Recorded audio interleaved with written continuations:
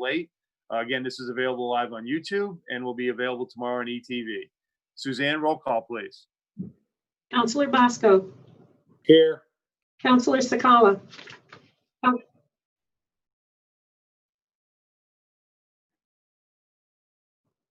Counselor Hemler. Here. Counselor Kiner. Here. Mayor Ludwig. Here. Counselor Mangini. Here. Counselor Muller. Here. Counselor Riley. Here. Counselor Saraza. Here. Deputy Mayor Suzak. Here. Counselor Ungary. We have 9 members present, 2 are absent. And I have a motion to go into executive session Motion. So moved. by Council Mangini, seconded by Deputy Mayor Suzak. We are now in exec session.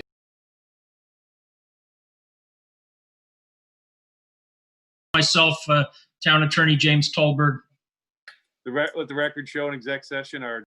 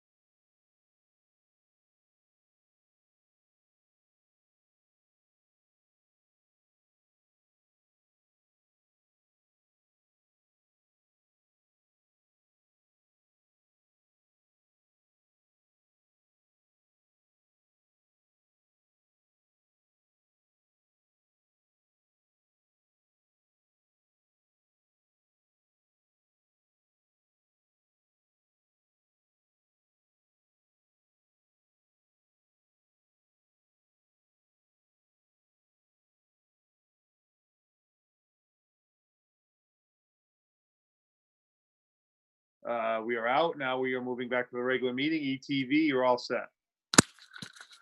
All right, sir, thank you. We move on to item 3, special guest. First is Kerma, and Chris, you probably have a late Yes, update. I had a late update in regard to this. We have gone out to a bid. There are only a few carriers in the state. We currently have Travelers. Prior to that, we had Kerma. We were a founding member. We had a presentation from Kerma because we'd gone out to get bids, and we are looking at the column by column coverage issues and the cost associated. And as of late, and it's a very complex issue because you can just imagine it's not like just insuring a car like we do or one house.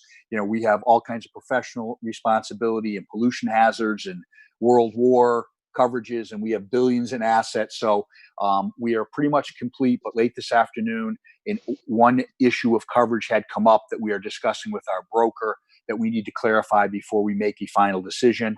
We will have that hopefully in the next day or so to make our recommendation as to who we should go with under the bids, because the renewal is for July 1st, so we have to make it by the end of the week. I've talked to our broker just moments before this call, so I said we would defer Kerma. We'll get that one issue resolved, and then we will be back to the council either to have a meeting or at least a recommendation as to what we think we should do in regard to the renewal. So I would ask that we move on to Cindy Guerrieri, and I will just preface this by both she and the chief, these are sort of interchangeable presentations in that they both have the same intent to show what we do for our community, where we are, being cognizant of issues that have come up of late. So I thought it would be appropriate to have Cindy start off before we move to the chief and his presentation, just to give us a little overview of what we do, what we spend, where we stand in relation to other cities and towns in the state on social services, just highlighting a couple of programs that we think are innovative, that are designed by youth and interaction with the police to help our all of segments of our society, and also an idea in a job description for a social worker she's working on with Steve Belinda, which I think addresses some of the concerns that are going on in the state and in the country that we've always been sensitive to. So with that, I'll turn it over to Cindy. Welcome, Cindy. Welcome, Cindy. Just name and title, and you have the floor. Thank you. Thank you. Cindy Guerrieri, Director of Social Services for the town of Enfield. And yes, this is a great opportunity. This is my different take on things, right? Crisis brings opportunities. And so that's how I look at where we're at. And this is a perfect time with all that's going on in our nation today to look at who we are and what we do, how we do it, and what we propose to do differently and look for better outcomes. So really quickly, many of you already know, but for those that may not understand the design of the department, we are 100 staff large and organized into 5 divisions. We have the Adult and Community Division, which is inclusive of our senior citizen work and veterans work. Our Early Childhood Development Center, which you know is vast and covers everything children, infant through school age. We have our Family Resource Centers that actually work with people prenatally through the age of 8. Our Transportation Department, and as again you understand, Magic Carpet, the intra-transportation system is unique in the state of Connecticut, as well as we do have the Dial-A-Ride programming for our senior and disabled residents. And then our Youth and Family Services covers the ages of 8 to 18 and their families.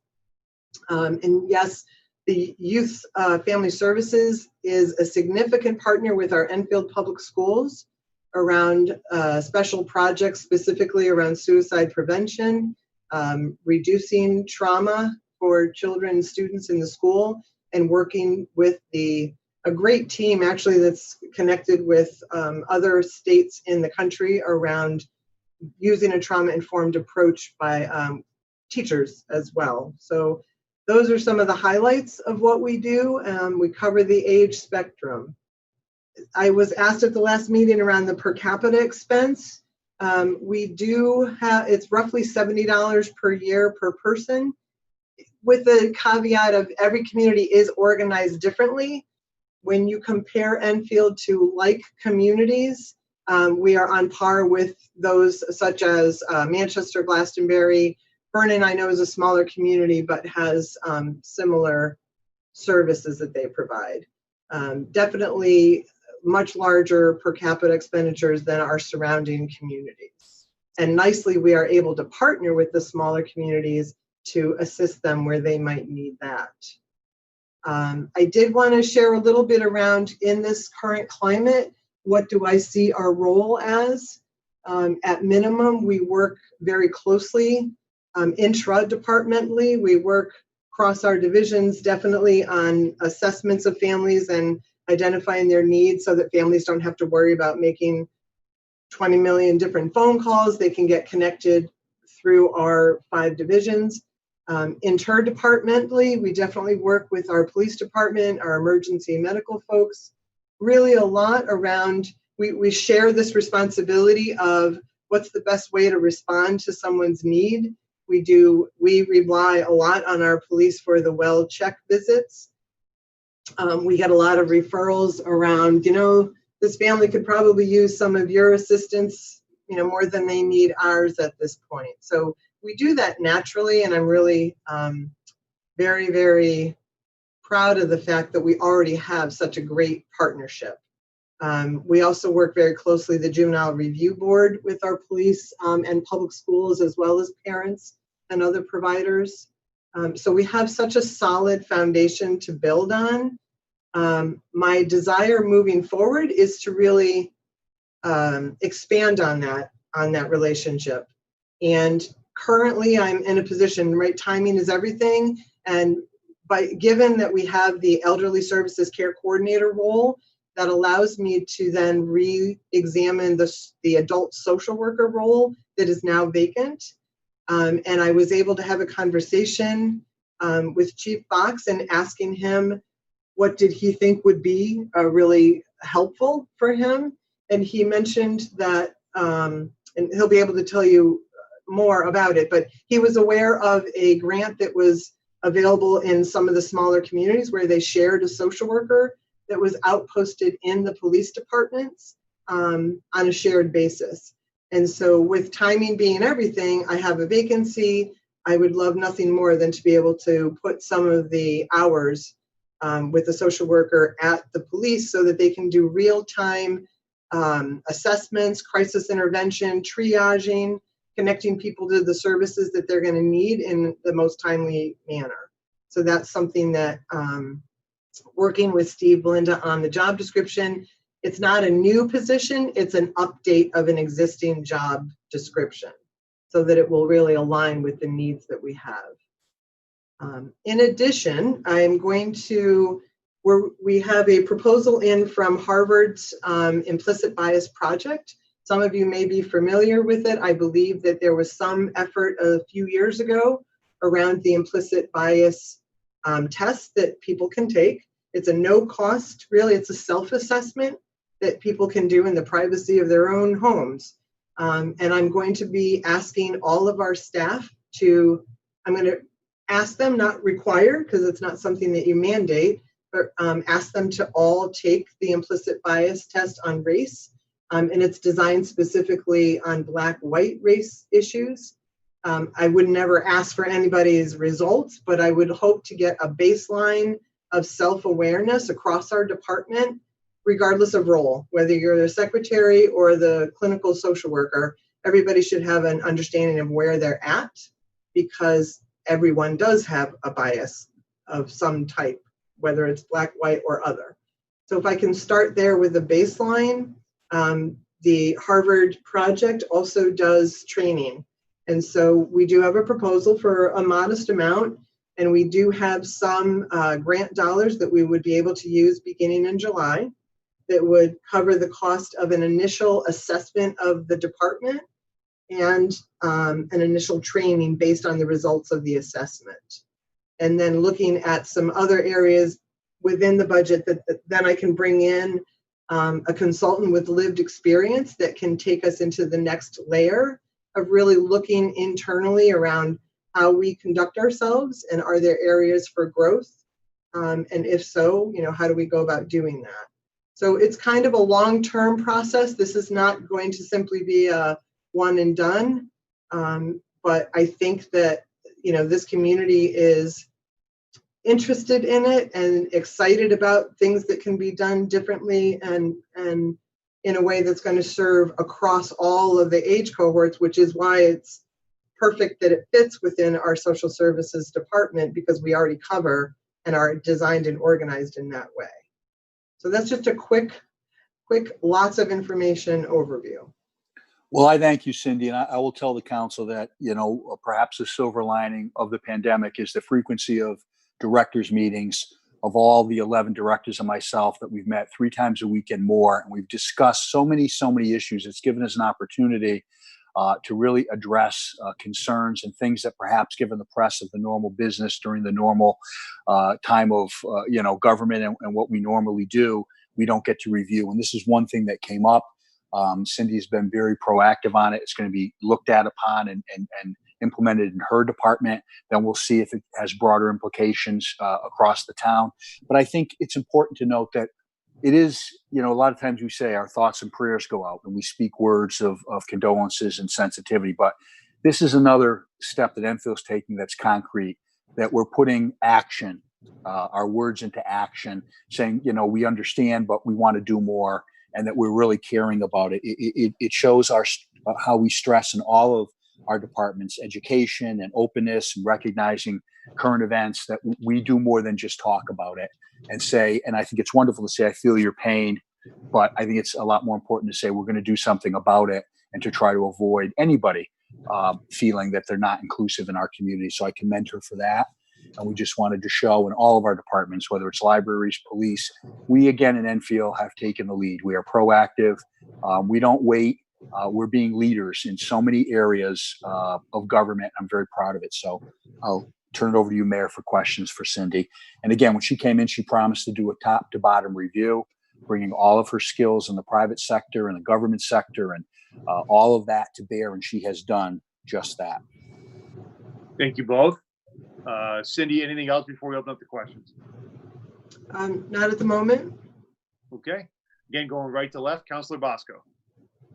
No questions, thank you. Councilor Hemler. No questions, but I would want to just say, Cindy, I think you're doing a great job. Every time you come on, it's obvious you're very compassionate for the community, and I think I can speak for everybody. We appreciate it. Great job. Councilor Muller. Hi, Cindy. Thank you, Cindy.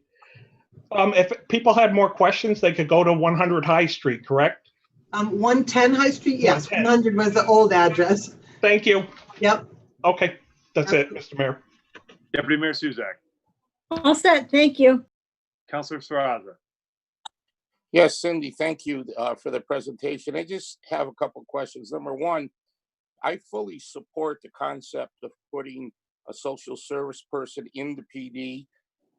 Over 20 years ago now, maybe 25 or so, we have that arrangement with DCF where they actually post the DCF worker in the PD with us. And so many times it's helpful when we're working on investigations. So I would see social service, because we deal so much with people in distress, whether they be elderly or young people. I'd love to see that become a reality in the PD. And second, I know you mentioned that we don't spend as much as on per capita social services as surrounding towns, which I wouldn't expect. I mean, they're smaller, so it's not a fair comparison. But because there's so many people that rely on social services, I would like to get a better idea, and you might not have the answer tonight. Where do we rank for towns our size in terms of what we're allocating in resources and money for social services? I'd like to know that going forward. Just because, like I said, there's just so many age groups that are affected by it. I want to make sure we're allocating proper resources to take care of those that need it most. So when you get that information, Cindy, at some point, you could pass it along. Thank you. I'm all set, Mr. Mayor. Cindy, just a If I point may of clar- just, yeah, point sorry. of clarification. Yes. I'm not sure if that's what you said. Go ahead.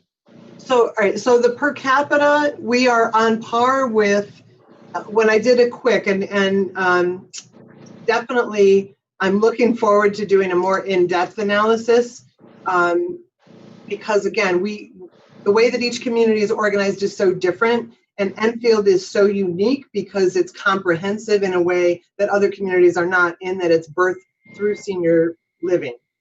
So that's one thing, but to be able to compare by age cohort and the amount that gets spent is something that I know we can look at. We are on par in this area, for example, with Glastonbury, Manchester, and yes, we exceed the smaller towns because of those very real issues that they're so much smaller. So, Well, right. And I like the clarification. I think the clarification is it was the opposite, that we spend more, Right, chief. right. So Yes. I think yeah, the stress is that even given that they're wealthier and smaller, even we spend more and we are much more comprehensive than any Right, of the surrounding that- towns.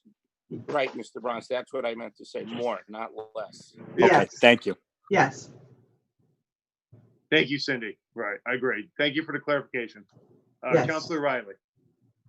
I don't have any questions, just I'm always impressed with the depth and breadth of what we provide and can do with our social services department, and this new way of thinking that we got, I think is going to be a benefit to everyone, and I really have to commend you for stepping up to the plate and really hitting another home run for Enfield. Thank you. Thank you. Counselor Mangini. Thank you. I'm good. Thank you. Counselor Kiner. No questions. Thank you. And Cindy, thank you. I mean, again, it's interesting, right? We talk about it for the last few years, providing services 0 to 99. I know that's just sort of an illustrative range, but that's exactly what we're trying to accomplish. And that's the beauty of each generation trying to help the next. And so I think it's interesting. I think what would really be, I don't know if you give a brief summary, is like, so when one of our social workers get us called, it doesn't have to be anything specific. How they go out and they actually help folks, again, the old fashioned way, most likely going to their door or going to a business or wherever it may be. And we're not just sitting at 110 High Street waiting for people to come to us. Absolutely. I mean, that's an important point. I don't know if you can just maybe illustrative example of, maybe, on average, this is what we're doing. We're actually going out in the community. We're not just staying and, waiting for people to contact us. Well, aside from the restrictions over the last few months with COVID. Right, yeah, exactly. Yes, Yeah. yes, very hands-on, very responsive, out in the community. Especially the other real significant part is all of the collaborative tables that are set in the community and easy for us to join in. You get real-time referrals, real-time problem solving. You don't sit in your desk and wait for somebody Right. to come, and it's not that. One of the things that I'm hoping, if you approve the revised job description, I really am not in need of a clinician because they exist in community agencies. But what I do need is that good old-fashioned generalist social worker. And that's what we're hoping to get. And somebody that's got lived experience, preferably. And so, yes, that's the way to do it. And I know in February seems like years ago, but again, remember we had that very good presentation from Child First, Mhm. which again has been a great addition to our community. Right. And again, remembering that our division makeup, so Child First is connected with our family resource centers. Right. So yeah, we're leading the way on doing training within doctor offices around that circle of security that Child First referenced. Yep. Yeah. Thank you. Yes. Anyone else have any questions or comments? Okay, Cindy, in closing, anything else? Thank you very much, but in closing, you're welcome. In closing, I cannot say I am so humbled at working with Chief Fox because he gets it and he cares. And I just can't say any more than that. Thank you very much, Cindy. I appreciate it. Thank you. So that's a nice segue as we move on to our next special guest. I'm just going to say Chief Fox because I don't want to ruin his first name. Our Chief of Police. Welcome, sir. Thank you, and good evening once again, ladies and gentlemen. The town manager asked, and I was more than happy to take the opportunity for 5 minutes or so, give or take, to spend a few minutes with you. A PowerPoint has been provided. I'm hoping it is available to you and in your packets to give you the high points as to where we are as a department. And I very much hope and very much believe that to the extent that you should have perhaps any concerns at 6:07 p.m., that you're not going to have those concerns 5 or 10 minutes from now. I believe in my heart of hearts that the department is an outstanding agency, very solicitous of, very respective of the rights of our citizens and our visitors to this town.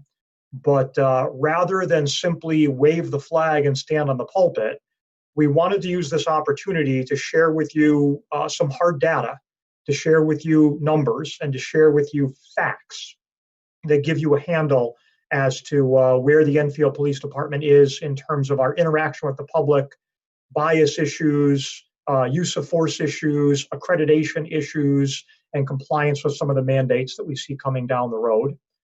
To the extent you have the PowerPoint and wish to follow along, I would welcome you to do so. That is what I'm going to be referencing as I speak for a couple of minutes. The very first slide after the intro slide, you'll see a reference to recent executive branch actions and social media considerations. So I was really trying to address two concerns with this slide. The first one was Governor Lamont's executive order of a week ago today, Executive Order 8, where the governor, as to state law enforcement officials, so that would be the state police and then university officers, DEEP officers, and the like, mandated certain requirements and protocols as to state law enforcement, because they're within the executive branch and he can do so for them. Similarly, shortly after the events in Minnesota, I began to receive, and I know some of you began to receive, emails from constituents that were referred to as the 8 can't wait proposals. I know the mayor in particular got a couple of them because he forwarded them to me and we had a couple of communications.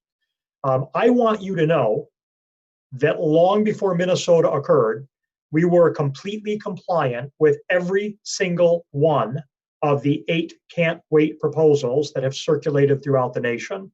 I've never found the originating website that gave birth to those 8 suggestions, but they do appear, and I'm not minimizing the significance of them in any way, but they do appear to have thereafter been cut and pasted by a number of constituents to a number of legislative officials and chiefs of police, because some of my contemporaries got them as well. Every single one of those 8 can't wait, the Enfield Police Department was already on top of. We were compliant with all of them. And that was an answer that I was happy to share with the mayor and with some of you. In terms of Governor Lamont's executive orders, all of the individual subparts of the governor's executive order that could reasonably or rationally be read as to pertain to local law enforcement, we are also already compliant with all of them, with the exception of the body camera issue, which will be the very last thing that I will talk to you about just a few minutes from now. Moving on to the next slide, I hate to keep touting CALEA as if it's the end all and be all, even if I do think it is the end all and be all. But rather than simply throw that out there and represent to you that it's some sort of magic shield, allow me just a couple of minutes to reiterate and review for you what this is. This is a system of voluntary compliance where agencies that wish to participate must meet 480 standards that actually consist of 1,280 specific items. And we have to demonstrate compliance with this on a regular basis. These are challenging to meet. This is not, there are no gimmies here. This is not a gift. And really what this does is it promotes and requires best practices on the part of a professional law enforcement agency. Enfield PD is one of only, it's currently 20 CALEA accredited municipal departments, and realize there are about 90 municipal departments in Connecticut. 20 of them have this badge of honor, and we are amongst them. There are about 800 accredited agencies in the entirety of the nation, and we are one of those 800. We are also compliant with what's referred to as the state of Connecticut accreditation system, if you will. And there are 3 tiers, with one being the lowest, 3 being the highest, and some departments not having any, we are at the highest level of accreditation. We are a tier 3. And I want that to have some significance for you to appreciate what that means in terms of our professionalism. For several years now. Chief, Yes, sir, sir. do you mean to share the presentation or we're reading? Just want to make sure. The presentation. Chief, Mike, this is a miscommunication. I fully intended, he did a wonderful job. I only sent it to council so you could read along. I wanted it up on the screen to assist him in doing it. But given the time frame, we couldn't really film it, and we were unsure if we had a glitch that then it would interrupt his presentation. So it's a beautiful presentation. We will post on the website in its entirety tomorrow. Yep. Sorry, Okay. Chief. Sorry. Yep. Thank you. Not at all. I appreciate that clarification. Since 2013, next slide, racial and ethnic profiling and traffic stops. Since 2013, the state of Connecticut has been tracking the racial and ethnic makeup of individuals stopped by law enforcement to determine whether or not there are any communities that are out of line with the statistical norm. Now, let's be clear, and even the statisticians from CCSU that do this work, even the statisticians would tell you that all they are looking to determine is a statistical aberration, a variation from the norm, realizing that that does not necessarily mean misconduct on the part of a law enforcement officer. It still is much better to not be in this data whatsoever. This data has been compiled since 2013. The Enfield Police Department has never appeared in this report in a derogatory manner. There has never been an indication that we have profiled or that we have had even an aberrant or out of line level of motor vehicle contacts, which are believed by some as a fertile ground for inappropriate law enforcement action. There's never been an indication that that's been a problem in the town of Enfield. This is a study, an ongoing study, year to year. It's been in effect since 2013, and we are very good on that. Next slide for you, bias-based policing complaints. If you don't have it, you'll be able to see it tomorrow. Bias-based policing is the broad label that we use for any individual that might come in any way, shape, or form and indicate that they were treated poorly at the hands of law enforcement for a reason that they believe to be on account of any sort of bias. It could be gender, it could be sexual orientation, it could be race, it could be religion, it could be ethnicity, on the list goes. Once again, I went back 5 years in time, could have gone back to the beginning of time, but I picked 5 years, thought it was a fair metric. In 5 years, we as a department have received one bias-based policing complaint. And I would offer to you that this one is, it did not have merit. We don't believe it at the time, we don't believe it now. This was an individual that believed he was excluded from the Enfield Police Department Citizens Police Academy on account of mental disability. So even that is not one of the, it certainly is a concern, but it's not the concern that we've really heard a big focus on in the last few weeks.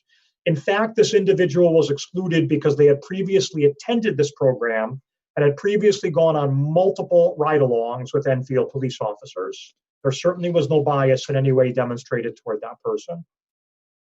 I also took a look at our use of force tracking and reporting.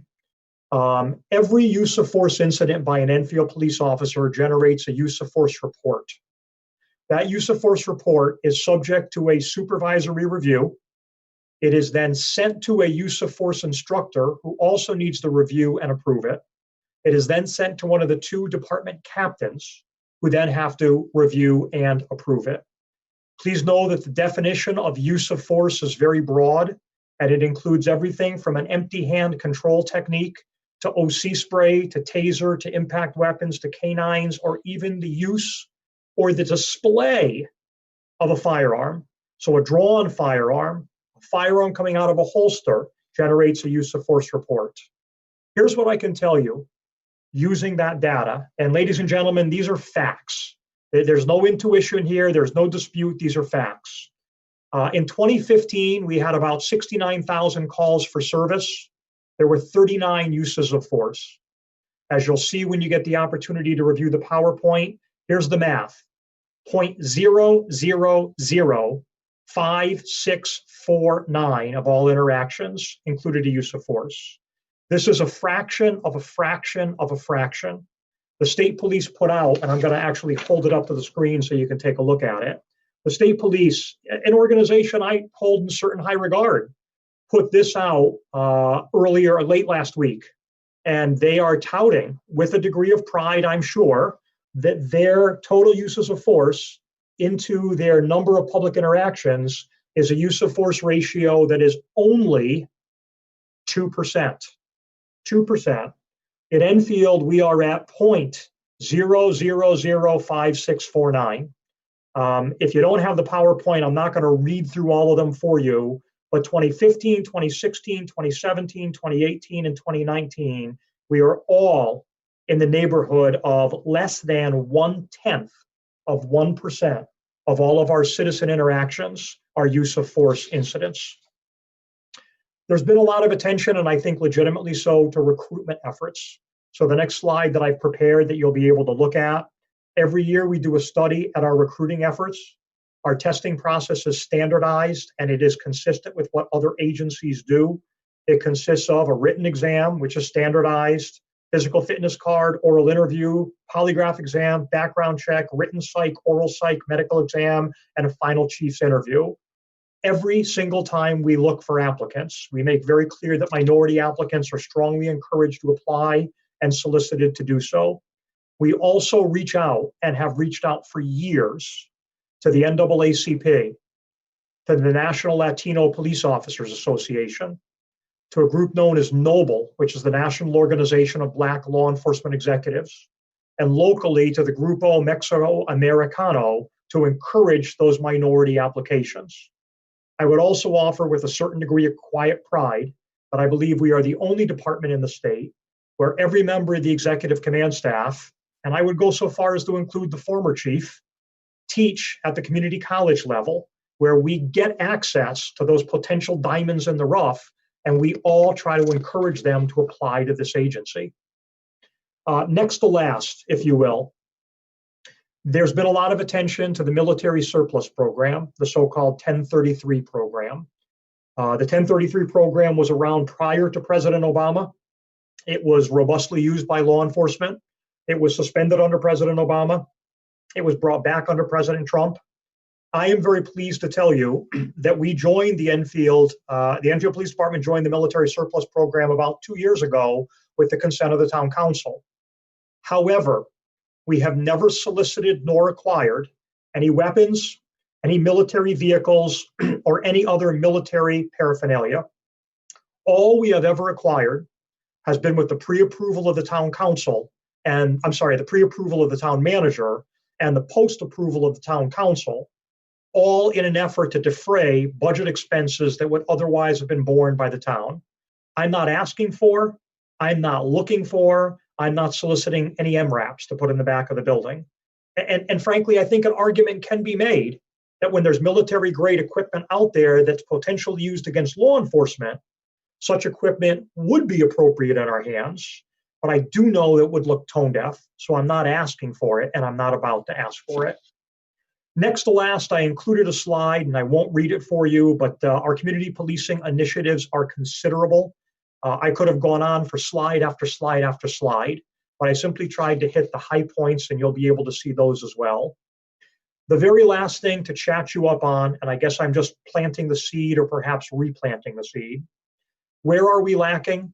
We are probably fairly said lacking in the camera area. Our in-car camera fleet for our marked units are approximately 10 years old. The system has gone from fully functional 10 years ago, when it was state-of-the-art, to rather in a state of disrepair. I would offer respectfully that you don't have any electronics in your home that's 10 years old right now. VCRs are gone and you have the DVD, and maybe the DVD is gone and you have the DVR. To refresh our current in-car cameras and outfit all of our personnel with body-worn cameras is going to require at least 35 in-car cameras and 100 body-worn cameras. We've talked about this a couple of times now. I certainly understand the implications, the financial implications. I do think it's likely coming as a mandate sooner rather than later. I thank you for the opportunity to share these thoughts with you. I'm sorry that you weren't able to view them in real time in terms of me sharing the screen, but as Mr. Bromson indicated, it'll be available to you, and I stand ready to respond to any questions or concerns you might have. I would just interject, Mr. Mayor, before we go to the questions, that I think it was probably more appropriate to have the chief give you and to see him and his sincerity and passion on these matters than be distracted by the PowerPoint. So the PowerPoint will be available for all of our public and anybody from outside tomorrow. I would just like to say that in regard to the camera system, we have been recently outfitting some new cruisers, and we did make expenditures within budgets to make sure we did add in-car camera systems so we don't have a deficit. We did that before the recent problems nationally, because we knew when we recognized in the past how important it was to have in-car cameras to protect both people being stopped and our police officers. It's been hugely successful.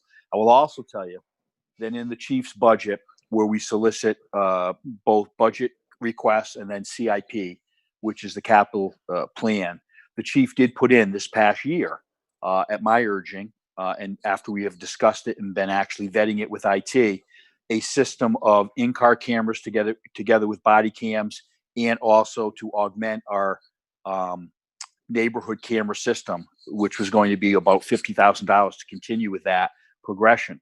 But given the COVID and given the fact we then went to a zero and we basically cut all capital improvement plans to zero, that had to be stopped. Of course, in light of recent events, I asked the chief to resurrect it. He has been actively looking at that with IT to come up with quotes and vendors.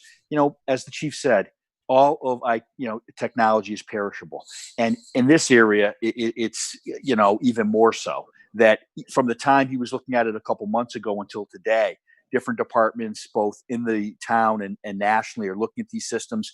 There's all kinds of add-ons and costs and bells and whistles, and we're trying to get a handle on a system that will accomplish what we're trying to do.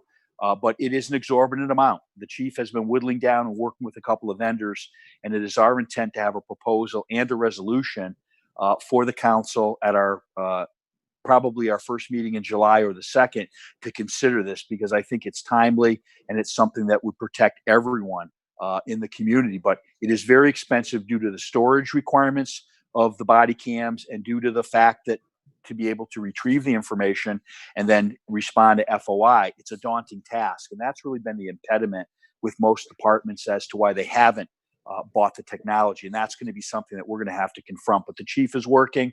Kasha Perciello also is working with them. As I said, Paul Russell, John Wilcox, and it's going to have to be, we don't have any money squirreled away. It's going to have to come out of our unallocated fund balance to just pay it, because given the budget, we didn't put in to be able to raise the money to do it on that basis. But we think it's important enough that we want to have at least some options available for the council to consider at their next meeting. But I just wanted to stress that we were looking at this already. Current events were not the reason that we went back to it, but current events certainly have shown us that it's, I think, something that we have to do on I'll just say a quote emergency basis, because I think, as the chief said, it's going to be mandated either by the state or the federal government. So again, we were ahead of the curve. We were looking at this over the last year, and we'll have some options available shortly. All right. Thank you, Chris. Chief, anything else before we open up the questions? No, sir. Thank you, sir. And going right to left, Councilor Bosco. Thank you, Chief. Good job. Keep it up. And we support your people there, and we let them know that we support them. Thank you. Thank you, sir. Councilor Hemler. I believe that the cameras do protect all parties, so I'm definitely in favor of it if we can afford it. My question is I know we've been using a grant for walking patrols in Thompsonville, which is wonderful, and I hope it keeps going.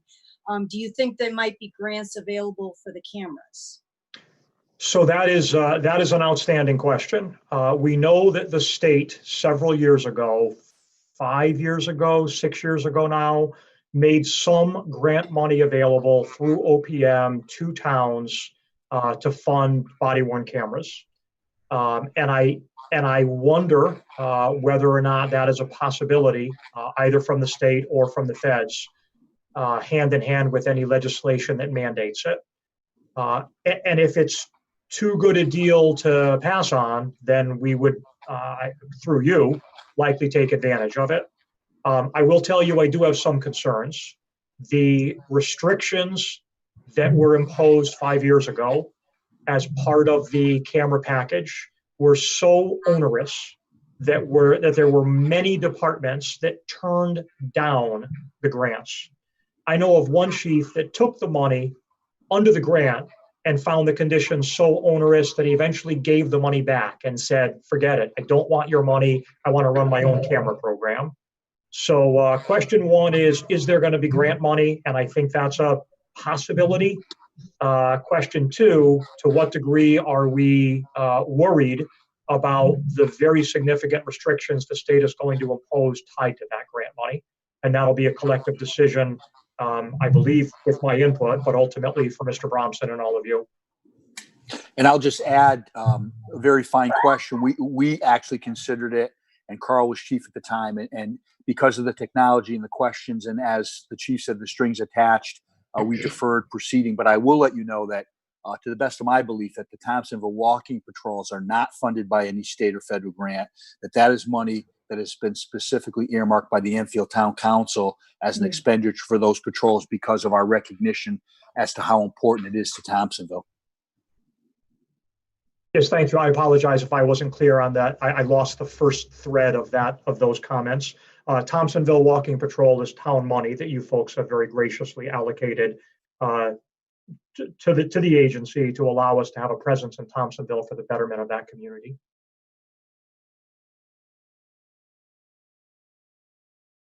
Thank you. Councilor Muller. Thank you, Chief. Great presentation. No questions, sir. Mr. Mayor. Thank you, sir. Deputy Mayor Suzak. All set. Thank you. Councilor Speraza. I have a couple of comments. First of all, Chief, the most important thing of all here, as far as I'm concerned, is the physical well-being of our officers and the people in this community. And just a few points I want to hit. I know there's a lot of backlash right now after what's been going on in the nation. But when you really look at the graph that people will be able to see and listen to what you said about use of force, we average anywhere from 40 to 50,000 calls for service a year. And we're not even talking 1% of those as a use of force, not even 1%. And you also talked about how the use of force reports need to be done and where they're submitted. But I think for everyone to know, when the use of force is reviewed, it's not rubber stamped. The people look at it to see, is it in compliance with our training? And if it's not, what do we do about it? We don't just let the officer go back on the road, right? If he needs to be retrained, if it was a discipline issue, can you just speak to, we correct those. We don't just look at them and say we did it, right, Chief? Correct. When I indicate that they're reviewed, perhaps the more accurate phrase is reviewed and approved by the first line supervisor, by the use of force instructor, and by the captain, and ultimately in upper end cases to myself or to you previously, these aren't gifts. If there is a need for retraining because someone erred, even if it perhaps wasn't intentionally, then retraining would be done. If someone behaved in a way that was inappropriate, and I guess this is both a good and a bad, but if someone erred in a way that was inappropriate, history tells us that this department has been appropriately proactive to detect such problems and to take swift, firm action to deal with those issues. Absolutely, there's no tolerance for inappropriate behavior. Right. And the other great asset of having this use of force review, Chief, is at the end of the year, you're required to do an analysis of your use of force. So if you see an uptick in impact weapons, we would expect a corresponding decrease maybe in another type of use of force. So it helps you as far as putting your budget together or planning your training. Would that be accurate, Chief? It is. We can do year-to-year assessments. We can do long-term assessments, and it's wonderful to have the data available at my fingertips for presentations like this. That is why this department is as good as what it is. Right. And the other thing, Chief, I just wanted to say, I think you mentioned that, you didn't say it quite this way. You didn't want to bore everyone with CALEA, but I wish, I don't want to say bore, but since 1996, we have been a CALEA agency. And I'm not really sure the public over the years really appreciated what it meant to be CALEA. Now we find ourselves in unprecedented time with these incidents going on around the country, people talking about eliminating police and defunding police. And now all the reforms that they're looking at are the very things that this community has been doing for 26 years. So when we did CALEA, I think we might have been in the third or fourth department in the state to get it. We recognize how important it was then. And now it looks like everyone's going to be mandated at that point. So CALEA is a tremendous asset. And like I said, the fact that we're not doing it to be responsive to what's going on just says what a great department it is. And I also understand my comments are going to be viewed as a former chief, but they're factual. The last thing, Chief, I want to say is you spoke about the military surplus program. Like I said, when in the past we've availed ourselves of some of this military equipment, people think that we were getting some type of armored vehicle with offensive weapons in them. And you know what? That isn't what these vehicles are. God forbid we have an incident where a shooting's occurred, we have a citizen down or an officer down. Vehicles, they don't shoot anything. They help protect the officers to go and retrieve the injured person. So speaking for myself, Chief, I don't see anything wrong with getting not weapons, but getting equipment from the military that makes our people and our community safe. And I know some people have a different opinion of that. And the final thing, Chief, I'd like to say is that when you look at what's been going on across the nation, the protests and the violence and everything, it's so important that people look specifically at the town they live in and look at their police department, their history, and not paint with a brush misconduct of officers in other parts of the country. And again, this is all a tribute. CALEA gets a lot of the credit, but the real credit goes to the officers and the people that work in the police department for doing the right thing and trying to do the right thing. So I thank you very much, Chief. Great presentation. Thank you, sir. Thank you, Councilor Riley. I just had a couple of questions. I think, Chief, that you had said earlier in the presentation that we would need 100 body cams. Now, correct me if I'm wrong, we don't have that many officers on a shift at one time. So can you explain to me why we would need 100 body cams? Perhaps I could interject. I would rather defer that and other questions to when we take it up as a specific item. And what we'll do is, that's a good question and the chief has answers for it. But instead of taking time this evening, we wanted to devote the entire, an entire item on the agenda for that with all of the questions. And we'll send out in advance, like we did today on some other matters, the information so you can be prepared for questions that evening. But I didn't ask the chief to be prepared tonight because we're still getting quotes in and information and options. So if you would indulge me, I'd ask that we defer that till the July meeting. Okay. Then the other questions I had are moot at this point. So I think you did a great job with the presentation and I'm proud to live in Enfield. We have a great team of officers and I just wanted to keep up the good work. Thanks. I thank you. Well constructed, and informed PowerPoint. I really enjoyed reading it and listening to your presentation as well. I know that there's a lot of talk nationally about defunding police departments. I want to refund our police department. I want to re-up our police department. What I'm surprised at and very disappointed in is that our current ICOP system is around 10 years old. I know, you're doing the best you can with what materials you have to work with. So, of course, my position would be to support your request for the car cameras and the body cams. And again, I ask you to do complete it, which I'm sure you will, and present council with exactly what you need. On another note, and Chris, I'm going to direct this to you. Perhaps, we can check with NLC, National League of Cities.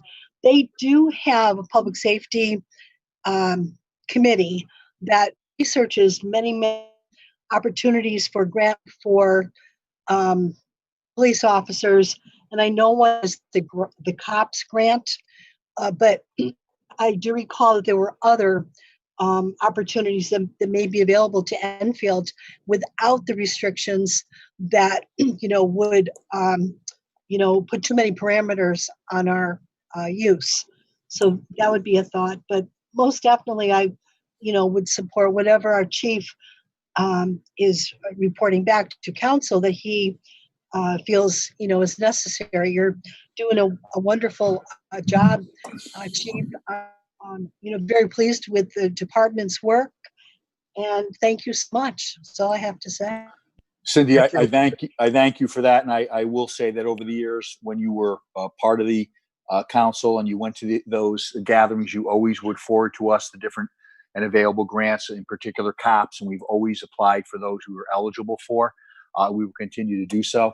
I will just say all of the years that I was involved in, and the chief, and under Matt Copper, each year we made sure that we put in requests to fund and replace the ICOP system. But as the chief said, at some point there's a watershed moment where the whole system just needs to be updated and revamped. And that's where we find ourselves today. So we're cognizant of it. And I would just share a story that I think is interesting that shows how officers also want to protect the community. That I know when I was there in public safety, we had certain officers, younger officers and older officers alike, that didn't want to take a cruiser if it didn't have the ICOP system in it.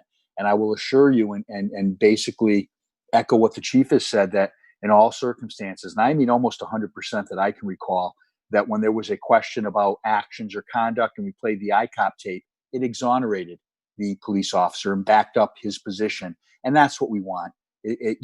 Sometimes under stressful conditions, people misremember, or you're under the threat of being arrested and you sort of say things you think are more favorable. And boy, the ICOP certainly was a great tool for us to have. So we wholeheartedly endorse it. And I want to say this truthfully, that police departments can only do and act upon and obtain resources that the legislative body gives them funding for. And this council and previous councils have always supported the Enfield Police Department. I know they will continue to do so, whether we came forward with tasers or, with new cruisers or with police vests. We have a very robust program to make sure that they have the resources that they need. And I know that this council will continue to do so. So just to call upon the police to protect us and to impose law and order without giving them the tools and funding to do so is a recipe for disaster. And to that point, I'd just like to take a segue, Chief, because I think with some of these national incidents, we've seen a call in the state and in the nation for additional training and to pay police officers appropriately to be able to attract and maintain good people for these, these jobs require high skills and people skills and to make life and death decisions. And it wasn't in your formal presentation, but for a moment, could you just sort of reflect upon Enfield and Connecticut, but us in particular on training, because I think it ties into the funding above and beyond the mandatory training that is required by post, that this council has previously in past years and going forward supported, that helps our officers make informed decisions when they're confronted in a split second with life and death decisions. Could perhaps you just add that for a moment to the mix? I'd be very happy to. I think we do extraordinarily well here. At the outset, Connecticut as a state requires more training at the recruit level and at the in-service level than is the national norm. And even above and beyond that, Enfield does more than what Connecticut requires. So if you think about the baseline in any random state, that's the average state, Connecticut's above that, and Enfield, I believe, I know, is above that Connecticut average. Some of the ones that immediately come to mind, the Blue Line trailer, which some of you participated in. Some of you saw it and said, I think I'm good. I'm not sure that I want to do it, because it's a little bit intimidating to stand there with the gun in hand and interact with, and that's a movie. That's shooting at something on television, if you will, but you're making those split-second type decisions. And that's about appropriate levels of force, appropriate use of force, and that split-second decision-making. And Enfield, all of you have committed to the Blue Line trailer. Our taser training and our de-escalation training are done hand in hand. I know many agencies that do just the taser training, and the taser training is mandated by the vendor, and the vendor is very, very good. Axon is effectively, shoot the taser with the probes at the stationary target. Our department takes that and we weave it into de-escalation training so that our folks are taking every step they can throughout the course of a mocked-up interaction to de-stress the situation, to avoid getting to an appropriate use of force. And does it work? Well, you'll remember a year or so ago with the individual who was prepared to jump off the Suffield Bridge, and he was armed with an edged weapon, and one of our officers used a less than lethal munition to bring that person under control. None of us were hurt, and we saved that person's life. We do a substantial amount of mental health awareness training. We do a substantial amount of critical incident training. We do the latest legal training. And this might not be quite as much cutting edge, are you using force? But please remember, in the capital, forgive me for how this sounds, within the capital region, the 4th, 5th, and 6th Amendment legal update training, I provide that. I provide that in my alter ego life. So when a new case comes out, I'm working up that case. Our guys aren't waiting 3 years to get that case when they go to in-service. I'm putting that on the roll call board the day after it comes out.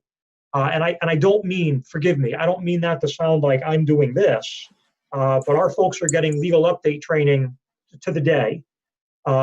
Firearms is only required once a year. We do it twice a year.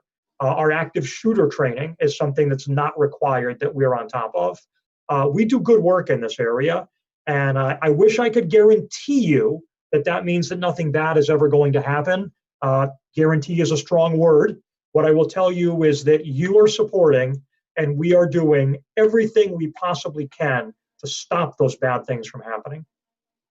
Thank you, Chief. I thought it important for everyone to note those programs. And as I said earlier, all of our departments go above and beyond. We're leaders. And again, we're not followers. We're doing exceptional work for all of the residents of the town. And I thank you for that, those additional comments.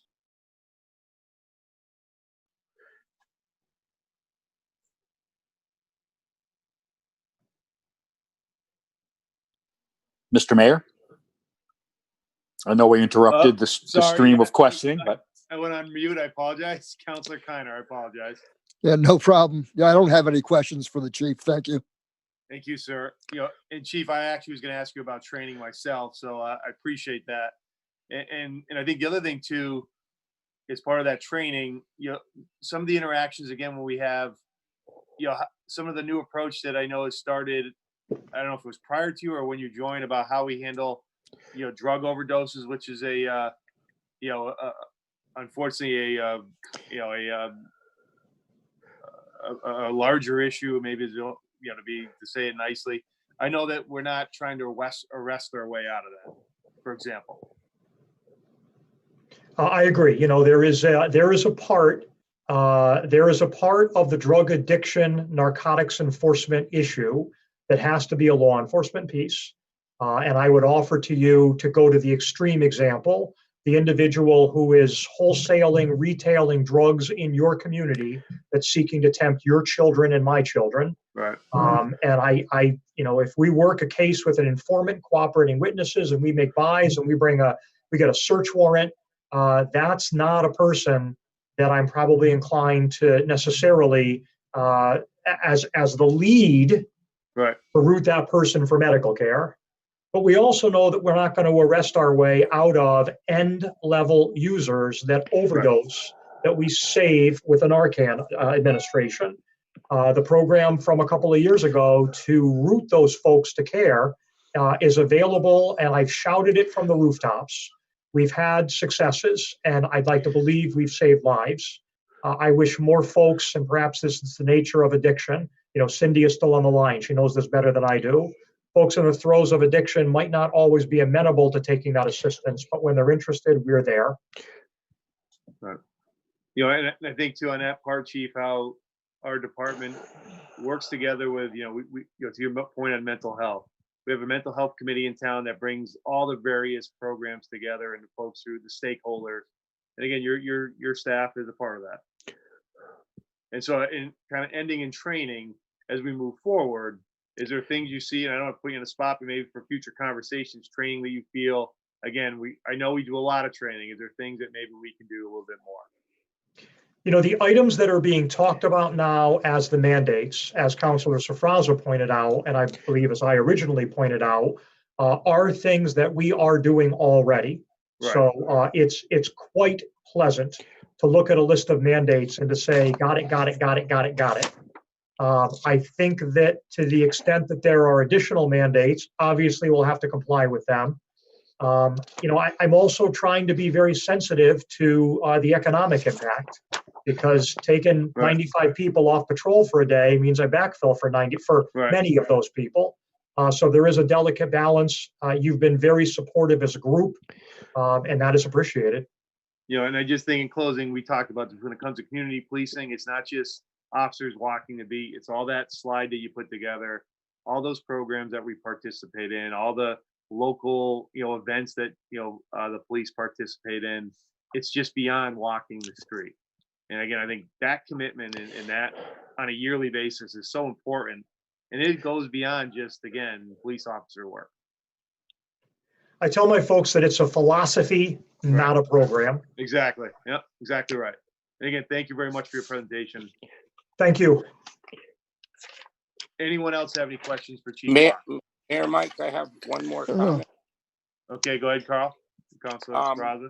Councilor Mangini, I just wanted to address something you said.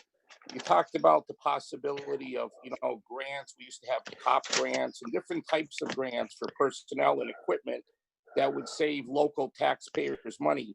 But unfortunately, and Chief Fox can speak to this, because up at the state legislature, they have prohibited local law enforcement from cooperating with federal law enforcement, specifically ICE agents. We are not allowed to apply anymore. Is that right, Chief Fox? Unfortunately, that is correct. There is on any DOJ federal grant application, there is currently a conflict between what state law says that we are not allowed to do vis-a-vis cooperating with immigration enforcement authorities, and what the federal government requires that we do, which is a test that we would cooperate with ICE authorities. Any such grant application has to be signed off on, would have to be signed off on by myself, by the town manager, and by Mr. Tolberg. And in my experience, it's frankly the town attorneys that are looking at it, and I believe rightfully saying we can't attest as is required. As a result, those the federal grants we are largely ineligible for. And personally, I never understood why law enforcement can't help our state law enforcement, federal law enforcement, but that's another issue. But the fact now that we are not eligible means that some of this equipment that we were able to get from surplus government grants or whatever, we're not eligible anymore. So just wanted to point that out. Thank you. I'll set Mayor Mike. Thank you. Any other questions? Seeing none. Chief, anything in closing? Great presentation, sir. Appreciate it. No, nothing further. I thank you as always for your time. Thank you, sir. Appreciate it. Moving on to item 4 on the agenda. Discussion resolution, request to transfer funds for custodial services of $25,000. Resolve that in accordance with Chapter 6, Section 8F of the Town Charter, the following transfers hereby made. 2 custodial services from custodial supply materials of $25,000. 2 custodial services, custodial salary from custodial services, custodial salaries of $25,000. Certified that the above stated funds are available on June 8, 2020 by our Director of Finance, John Wilcox. Approved by Christopher Bronson, our town manager. So moved. By Councilor Second. Muller. By Councilor Mangini. Second. Second by Deputy Mayor Suzak. You know, Chris, pretty straightforward with the pandemic, but I don't know if you want to give a brief. No, John's online, and before Counselor Muller, who is a stickler, mentions that I didn't sign it, I have. I just wanted Thank to you. preempt that. I have. To allay his fears. And yes, this is due to COVID, and it is within the department's budget from salaries. We had some openings, so we have the funds. And I can assure you that Steve Hall, Emergency Management with John Wilcox, we've been applying for reimbursement for those funds related to COVID with FEMA, and we're awaiting those first dollars to be returned. But I don't know if John has any comment. It's pretty straightforward. Thank you. Thank you. John, Director of Finance, John Wilcox, anything, or are you good? I really have nothing to add to it. It's pretty straightforward, like you said. Thank you, sir. And again, I'll move quickly from right to left. Councilor Bosco, any questions or comments? All set. Councilor Hemler, No questions, thank you. Councilor Muller, All set. Thank you. Deputy Mayor Suzak, All set.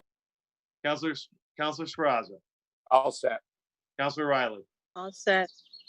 Councilor Mangini, I'm good, thank you. Councilor Keiner. No questions. Make sure no other questions. Roll call, please, Suzanne. Counselor Bosco, 4. Counselor Hemler, 4. Counselor Keiner, 4. Mayor Ludwig, 4. Counselor Mangini, 4, Counselor Muller, 4. Counselor Riley, 4. Counselor Sferrazza, 4. Deputy Mayor Suzak. 4. There's 9 in favor, none against, and no abstentions. Thank you, Suzanne. And having no other items, we do have a motion to adjourn. motion, By Councilor Second. Mangini. Second by Second. Deputy Mayor, seconded by Councilor Riley. All those in favor, say aye. Aye. Aye. Good night, everyone. Have a great night. Thank you for attending. Have a great night, everyone.